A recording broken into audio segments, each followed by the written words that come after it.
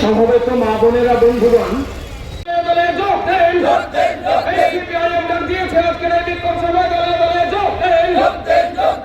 সভা থেকে আওয়াজ তুলুন, অবদান কর্তৃপক্ষ হায় হায় মানে কোটি কোটি টাকা খরচ হলেও জাতীয় সড়কগুলির চরম বেহাল অবস্থা কেন বিজেপি সরকার জাতীয় সড়ক নির্মাণে সীমাহীন দুর্নীতি অবিলম্বে বন্ধ করতে হবে।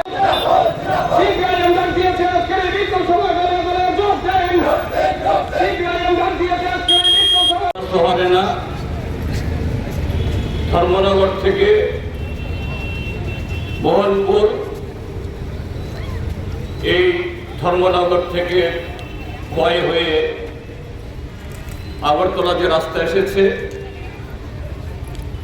এই রাস্তার উপরে যতগুলো মহকুমা পড়েছে, এদিকে ধর্মনগর থেকে জিরানিয়া, চম্পকনগর, ধর্মনগর থেকে আগরতলা অবধি যে সড়ক এসছে, জাতীয় সড়ক, এই সমস্ত মহকুমাতে আমাদের পার্টির তরফ থেকে এইভাবে আজকে বিক্ষোভ কর্মসূচি সংগঠিত করা হয়েছে। আমাদের দেশের নিকম্মা সরকার এ রাজ্যে তাদের যে